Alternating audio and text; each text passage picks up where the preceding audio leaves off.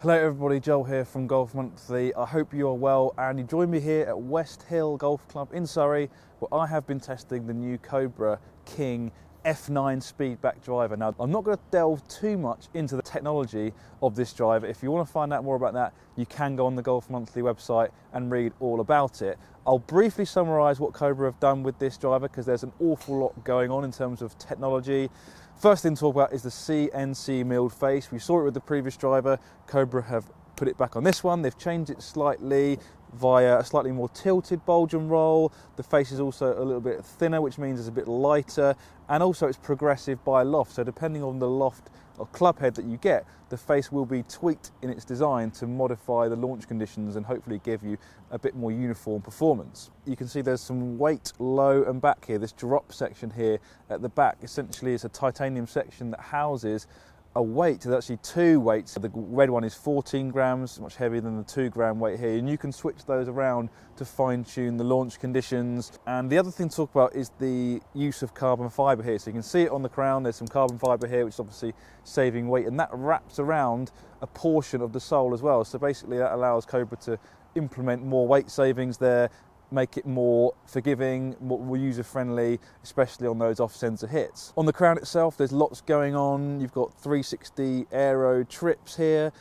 You've got these power ridges. You've got a slightly raised front section, so a slightly different shaped crown on this driver compared to the previous generation, all designed to help maximise club head speed by reducing aerodynamic drag. And of course, you have the adjustable MyFly loft here. Let's talk about how I tested it first. So I was actually kind of semi-custom fitted for this a few months ago with the Cobra guys, and basically we settled on this Project X hazardous smoke in 6.5. So this is slightly firmer, the lower spin option, which is definitely what I would prefer. It's obviously a little bit lighter than what I currently play, which is around 70 grams. But this is in the 9-degree head, and obviously I play with the different weights around in my testing session at Foresight Sports HQ using the GCQuad launch monitor, premium golf balls, played around with the weights, the loft, etc.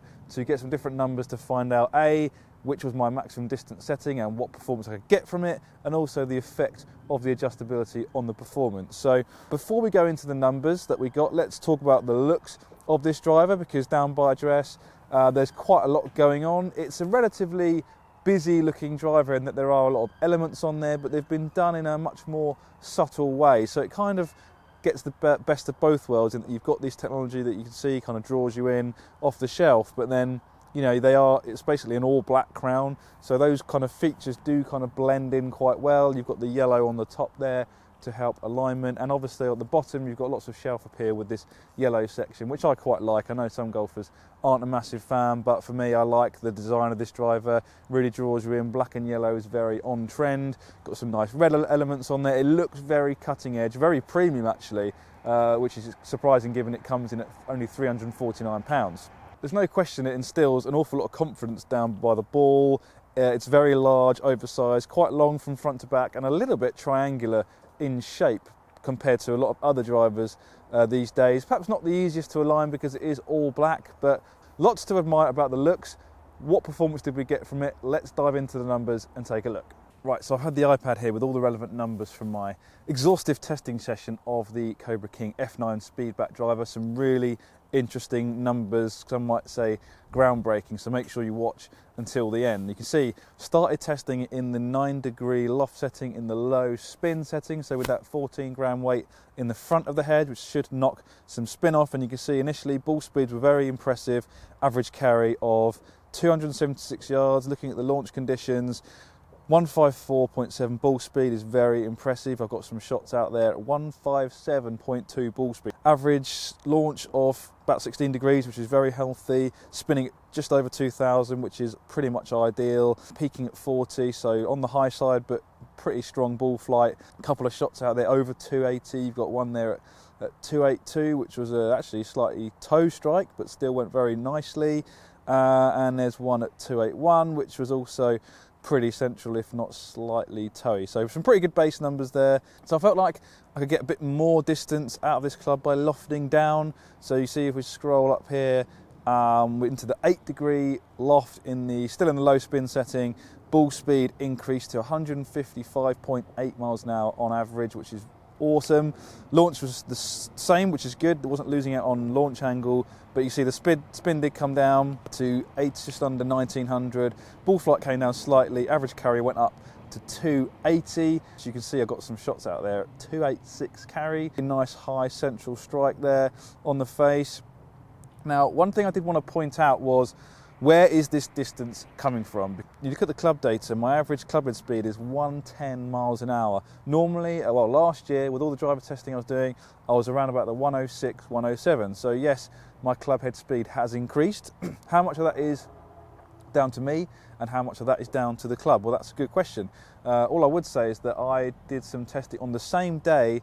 I tested this driver of another driver. You might have seen on Twitter which one that was, and my club head speed with that driver was just over 108 miles an hour. So while my club head speed has increased from last year, it's clear that the technology on this Cobra King F9 Speedback driver is working to deliver me more club head speed. You can see shot 48 I was swinging at 111 miles an hour, which is really, really impressive, and the numbers speak for themselves really. That shot went 286 carry, so it's got the potential to be swung really fast, but without losing control of the club head. You can see the landing points, you know, the ball flights were pretty straight. I was actually surprised at how straight this driver was, how easy it was to control. Even though it felt quite light and easy to swing, I was still able to square the face pretty consistently. So then I went about changing the weight settings to see if I could notice any difference in what the adjustability was offering in terms of launch spin, things like that. But what I found really interesting, when I hit 5 shots in the 8 degrees in the high spin setting, so moving that heavier weight to the back of the head, my ball speed jumped up even more by over about 1.5 miles an hour more ball speed, which was very surprising. You see, I had one shot out there, shot 58 of 159 miles an hour ball speed. So it just goes to show that this club is delivering in reducing aerodynamic drag. It's delivering more ball speed via more club head speed. You can see my average club head speed was still around 110. That one was a 110.5. And interestingly, in that perhaps more stable, forgiving setting, you see the spin went up by around about 400 RPM. So it's delivering on that extra spin, which is going to give you more control, more accuracy. Difficult to tell in 5 shots of testing whether it is more accurate in that setting, but it's certainly delivering me more spin on a similar launch and a higher ball flight by 3 yards on average. And interestingly, I wasn't losing out on distance in that setting, which is really encouraging, because in my Callaway Rogue Sub-Zero, I use it on the course in this high spin setting, so with the heavier weight at the back, to give me a bit more forgiveness and find a few more fairways. Often comes at the detriment of distance, but you can see with this setting, I'm actually getting more ball speed.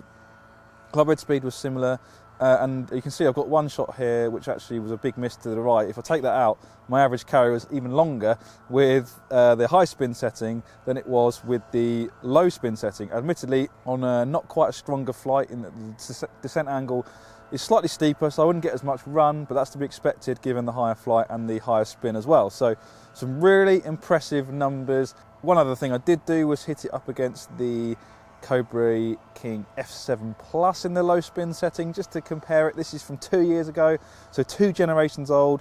Did I get more performance?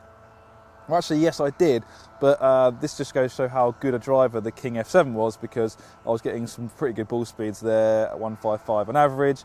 I got one out there at 157.8, which is very impressive, but an average carry of 274. So compared to the previous 2 generation drivers, so 2 generations old, you see I'm averaging 280 versus 274. So 6 yards in it, which is a pretty significant gain when you think about the rules and limitations that driver designers have when it comes to making drivers. So there you have it, some very impressive numbers from the Cobra King F9. Let's put the iPad down now. Just talk about some other things that I like about this driver. The feel and sound of it is very, very nice.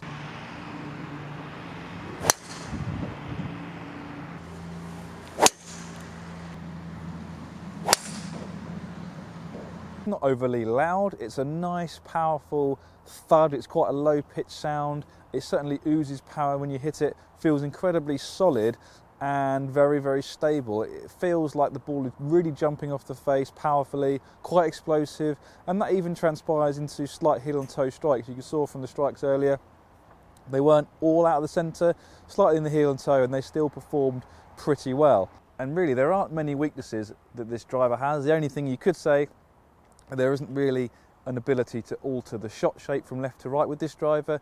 So if you do struggle with a certain miss, or you curve the ball a lot, you can't negate it by adjusting the settings of this driver. But I would say that pound for pound, this is one of the best drivers I've ever tested. It comes in at £349. One caveat to point out is that I'm testing this currently at the start of December. I've not tested the new offerings from Callaway. I've not tested the new offerings from TaylorMade yet. So perhaps they will be, on par, if not superseding the performance of this driver. But all I can say is that at the moment, from all the drivers I've tested, the performance of this driver is right up there with anything else I've tested. And I just think, considering the price it comes in at, it's a mightily impressive offering. Yes, the clubhead speed might come down to the slightly lighter shaft. It's why a custom fitting is really important. There's numerous ways you can gain performance. It's not just from the ball speed from the face, it could be from the clubhead speed from the performance of the crown, which is potentially what we're seeing here, and also the performance or spec of the shaft as well. Don't forget to factor in the Cobra Connect on the grip there, which you can track your performance with. So when you factor all that stuff in, it really is one of the best value drive offerings on the market in 2019. And I would urge you, if you're looking to upgrade your driver this year, make sure you include the Cobra King F9 Speedback in your reckoning, because it could well be the best performer and you'll save a few pounds in the process as well. So that's it for the review. I hope you enjoyed that. Pretty in depth, I know, but hopefully it's given you a very clear idea as to what the performance of the Cobra King F9 Speedback driver offers. Comment in the video, let me know what you think. Did you enjoy it? Are you interested in looking at this driver? Are the looks too garish for you, or is the performance going to trump everything? I'd love to hear from you, but for now, from West Hill, it's goodbye.